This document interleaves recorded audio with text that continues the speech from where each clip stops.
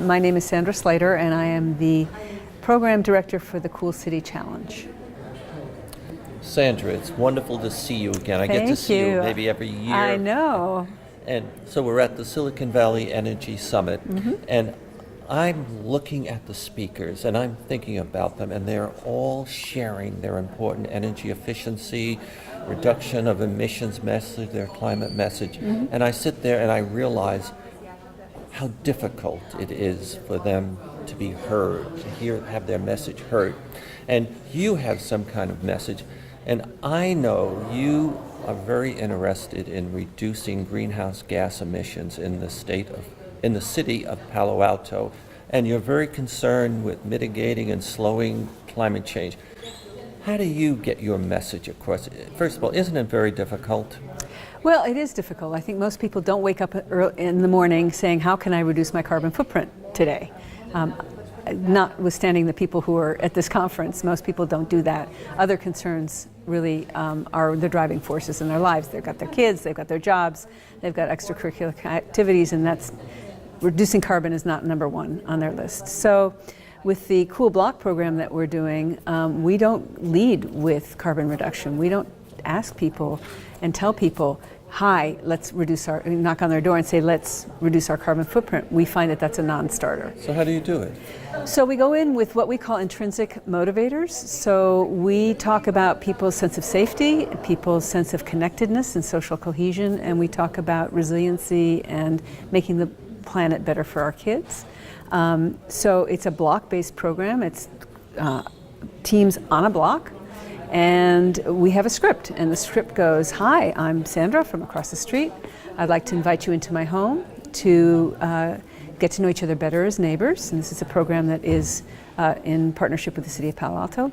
We're going to get to know each other better as neighbors, conserve resources for the sake of our children, and make our block safer and more resilient in case there's an emergency, that we can actually rely on each other, and we know each other, and we now have a functioning team that can help with some of those resiliency questions. So it taps into the hunger we have for social connection, safety, and making leaving a legacy to our children. So how does that help reduce the rate of climate change and the rate of greenhouse gas emissions? So we put them through the program. We meet every 2 weeks on average.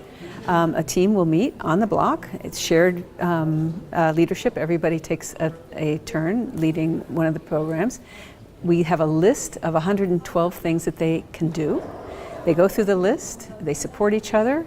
We tell two of the first two chapters and first two meetings are just on carbon. Third one is on water stewardship. The fourth and fifth are on resiliency, and the sixth and seventh are on shared things that we could do in the block to make our block safer or more beautiful, or just start doing things like tool sharing and stuff like that. So you appeal to some other need and interest that they have. You develop a relationship. All of you develop a relationship, and then you go from one need or opportunity after another, and at some point you finally wind up at all of you working toward reducing greenhouse gas emissions and contributing to slowing climate change. So we've piloted in Palo Alto, and this is in an attempt to see if we can scale this not only in California but beyond. And the average carbon reduction we've done per household is about 13,000 pounds. So it's about 25% of the carbon in a household. And it's not just about efficiency in the home. It's your transportation. It's flying. It's all kinds of things that you could do to reduce your collective carbon footprint. And you're supported. And the beauty of it is that it's not somebody telling you what to do, but it's that there's this collective intelligence. It's like, oh, I didn't get solar panels because I maintenance and I don't want to do that. Well, the next door neighbor says, "Oh, I have solar panels. I never needed to do anything. Come home to my house and you can see how they're functioning, and watch my meter go backwards." So what we're doing is we're relying on the collective wisdom and intelligence that's already on the block to help you with your stated goals. Okay, wonderful project. I'm impressed. by the way, we're at Stanford Silicon Valley Energy Summit, run Yes, by a we fellow. are. Both of us know Jim Sweeney. Oh, one of my favorites. And I just wonder, when you come here, and I think I saw you here last year, Every year for Every many year. years, yeah. what do you get out of this conference? Well, for me, it's an opportunity. We need really good policy to get us to where we want, where we need to go. We need really good technology to get us to where we want to go. It's not like there's just, and we need good behavior change and cultural change, which is what I'm working on.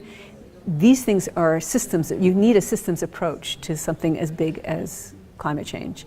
And so for me, it's always interesting to hear people who are working in these other avenues of what's happening out there in technology, what's happening in policy, and sort of being exposed to the best minds. You know, this is Stanford, so it's the best minds on the planet on this stuff. So it's great. Sandra, wonderful seeing you again. Nice to see you and too. Thank you.